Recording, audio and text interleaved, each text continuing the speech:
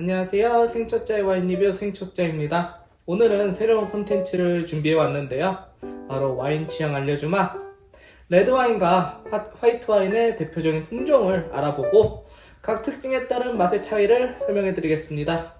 그리고 여러분께서 어떤 취향의 품종을 좋아하실지 알려드리는 영상을 기획해 봤습니다. 먼저 그 첫 번째 시간으로 레드와인의 대표적인 품종 3가지 준비해봤습니다. 가장 먼저 살펴볼 품종은 까베르네 소비뇽입니다.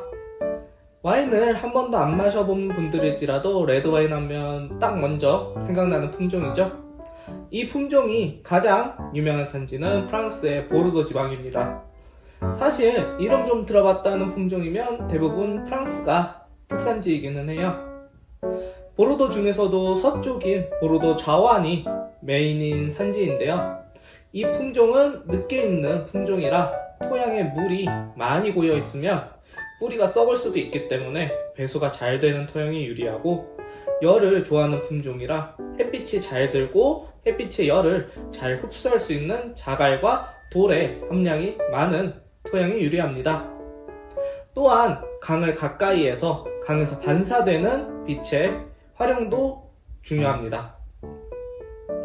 이렇게 빛을 좋아하고 늦게 익는 품종의 대부분은 과일의 향이 조금 더 검은색 과일 쪽으로 나는 경우가 많아요. 블랙커런트, 블랙베리, 이런 좀 더 되게 진한 느낌의 되게 농축된 과일의 느낌, 그런 거 있잖아요. 막 이렇게 상큼한 거 말고 좀 더 찐득찐득한 거, 그런 쪽으로 많이 나고, 만약에 신선한 과일이라도 조금 더 단 과일 쪽의 느낌이 강하고, 더 심해질 경우 잼과 같이 찐득찐득한 느낌의 단향이 나기도 해요. 와인의 탄닌은 대체적으로 엄청 강하지는 않지만 나중에 소개해드릴 두 품종에 비해서는 강한 쪽이고, 알코올 역시 다른 산지에 따라 다르지만 세 품종 중에 가장 높은 정도라고 생각하시면 될 것 같습니다. 대신 산도는 약해서 신맛을 싫어하시는 분들이라면 부담없이 드실 수 있을 것 같아요. 전체적으로 정리해보자면 까베르네 소비뇽이라는 품종은 과일의 향은 굉장히 단 쪽에 검은 과일의 계열의 향이 나지만 섬세하지는 못하고, 그리고 알코올이 좀 세고 탄닌도 다른 두 품종에 비해서 강해서 다른 품종에서 느낄 수 없는 펀치력을 가지고 있다고 생각합니다. 다르게 말하자면 다른 품종보다 바디감이 있어서 풍성한 느낌을 입안에서 느낄 수 있을 겁니다. 거칠지만 야생미가 있는 와인을 원하신다면 까베르네 소비뇽을 추천드립니다. 다음 들어갑니다. 다음 메를로입니다. 메를로 역시 레드와인에서 쉽게 찾아볼 수 있는 품종이고요. 유명한 산지는 까베르네 소비뇽과 마찬가지로 프랑스의 보르도 지방입니다. 대신 차이가 있어요. 보르도는 강을 따라서 강을 기준으로 왼쪽인 좌안과 오른쪽인 우안이 있게 되는데, 아까 말씀드렸던 까베르네 소비뇽은 강 기준 좌쪽에 저안이었고, 여기 메를로 같은 경우는 강 기준의 오른쪽인 우안 쪽에서 더 잘 자라고 품질이 좋은 포도가 나온다는 점입니다.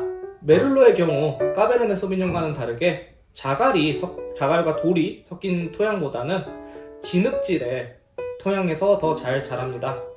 메를로라는 품종 자체가 까베르네 소비뇽보다 열이 더 적은 서늘한 환경에서 잘 자라기 때문에 진흙이 섞인 토양에서 더 잘 자라고, 더 서늘한 곳에서 자라기 때문에 향과 바디감이 낮은 더 옅은 품종이 되겠습니다.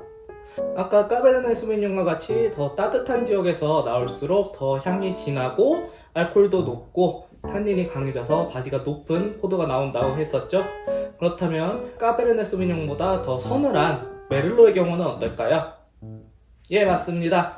좀 더 섬세한 향과 낮은 알코올, 그리고 부드러운 탄닌이 합쳐져서 바디는 조금 더 낮지만 섬세한 향과 좋은 구조감을 가진 와인이 탄생하게 됩니다. 만일 여러분이 부드럽게 마실 수 있으면서 아까 말씀드렸던 까베르네 소비뇽과 같은 검은 과일 쪽의 와인을 찾으신다면 메를로 와인을 추천드립니다.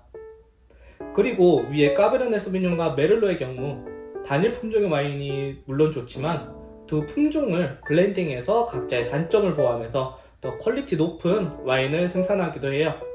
보통 보르도 와인이 그 대표적인 예인데요. 메를로의 부드러운 과실과 탄탄한 구조감, 그리고 까베르네 소비뇽의 탄닌과 알코올 그리고 색을 합쳐져서 전통적인 보르도의 고풍스러운 와인이 탄생하게 됩니다. 단일 품종의 와인보다 더 복합적이고 역동적인 향을 느낄 수 있고, 입안에서의 식감도 그리고 구조감도 굉장히 탄탄해져서 입안이 꽉 차는 볼륨감을 느끼실 수 있습니다. 단순한 과일의 느낌의 와인보다 더 복잡하지만 탄탄한 구조감을 느끼고 싶으시다면 보르도 와인을 추천드리고, 만일 좀 더 고급스러운 느낌의 고급 와인을 느끼고 즐기시고 싶으시다면 보르도 슈페리웨르라고 해서 보르도 뒤에 슈페리웨르라고 하는 특별한 명사를 더 붙여줌으로써 더 숙성되고 더 품질 관리가 보르도 지역 내에서 엄격하게 이루어진 위급의 보르도 와인을 추천드리겠습니다. 예, 마지막 들어가겠습니다. 마지막으로 피노누아입니다. 제가 가장 좋아하는 품종입니다. 피노누아는 일단 색으로 먹고 들어가는 품종입니다. 아까 두 와인회 같은 경우 제가 따로 색에 대한 말씀은 안 드렸지만, 이 피노누아 같은 경우는 체리 같은 붉은색에 위에 두 품종보다 훨씬 연한 색을 가지고 있어서 맑은 루비를 보는 듯한 색깔을 가졌습니다. 유명한 산지는 프랑스의 부르고뉴, 그러니까 버건디 지방이고, 신대륙에서는 뉴질랜드와 미국의 피노누아가 유명합니다. 버건디는 밑에 보르도가 있다면 약간 더 북쪽에 위치한 지역이고요. 그 지역은 조금 더 서늘한 지역이기 때문에 피노누아는 서늘한 지역에서 일찍 익는 조생종인 품종이 되겠습니다. 껍질이 얇아서 해충에 취약하고 습기에도 취약해 곰팡이도 잘 쓰는 품종이죠. 그러다 보니 충분히 익혀서 수확하기에 굉장히 어려운 품종입니다. 그러다 보니 생산량도 적어지고 이는 우리들에게 비싼 가격으로 돌아옵니다. 정말 맛있는데 비싸요.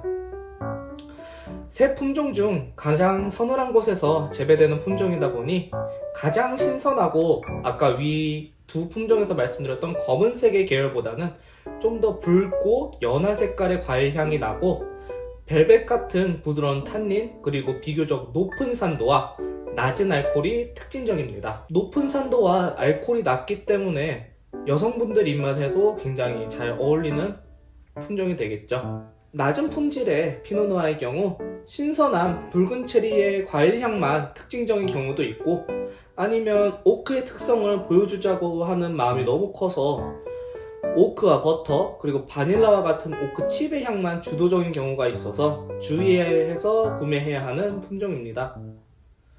과일 향은 다 없어지고 버터만 너무 남아서 느끼해지는 와인도 종종 보여요. 너무 섬세하고 신선한 향을 가지고 있다 보니 숙성 과정에서 과일의 향을 다 잃어버린 경우도 종종 있어서 아무 정보 없이 구매한다면 새 품종 중에 가장 실패 확률이 높은 품종이기도 하죠. 하지만 이렇게 위험한 피노누아를 말씀드리는 이유는 새 품종 중에 가장 우아하고 산뜻한 느낌의 와인이기에 다른 두 품종과 다른 개성을 가지고 있고, 잘 숙성된 피노누아는 신선한 과일의 향뿐만 아니라 버섯과 숯바닥 같은 자연의 향까지 나면서 복합적이고 우아한 와인이라 추천드리고 말씀드리는 이유입니다.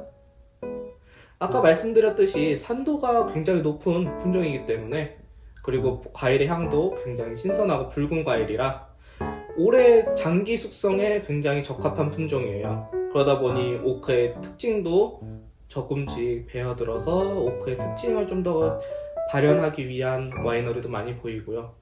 그러다 보니까 아까 말씀드린 것 같은 오히려 주객이 전도돼서 오크 향만 남고 나머지 과일 향은 다 없어져 버리는 그런 저가의 피노누아도 있다고 말씀드리는 거죠.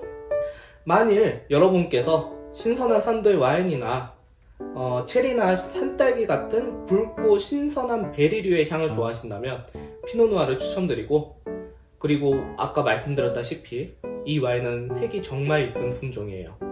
그래서 와인을 향이나 맛도 좋지만 눈으로, 그러니까 비주얼, 외관, 끝장나는 거, 그런 거 원하신다면 맑은 루비의 피노누아 강력 추천드립니다. 이상 주요 레드와인 품종 설명과 추천드리는 이유를 알려드렸는데요. 이 외에도 너무나 다양한 품종이 있고 각자의 개성이 너무나 뚜렷해서 정말 와인은 여러가지 종류가 있어요. 그러다 보니까 여러분의 입맛에 맞는 품종이 따로 있을 수도 있어요. 그래서 이번 한 번으로 끝나는 것이 아니라 자주 품종에 대해 알려드리는 컨텐츠 준비 중이니까 찾아와 주셔서 봐주신다면 여러분의 와인 생활에 더욱 도움을 드릴 수 있을 것 같습니다. 다음에는 일단 화이트 와인 해드릴 거예요. 화이트 와인에서의 간단한 품종 설명과 추천드리는 품종 가져올 거예요. 근데 레드 와인 아까 말씀드렸죠? 다양한 품종이 있다고? 그러다 보니까 레드 와인 또 할 거예요. 그러니까 오늘은 시청해주셔서 감사하고 다음에 다시 찾아오겠습니다. 이상 생초짜의 와인 리뷰 생초짜였습니다.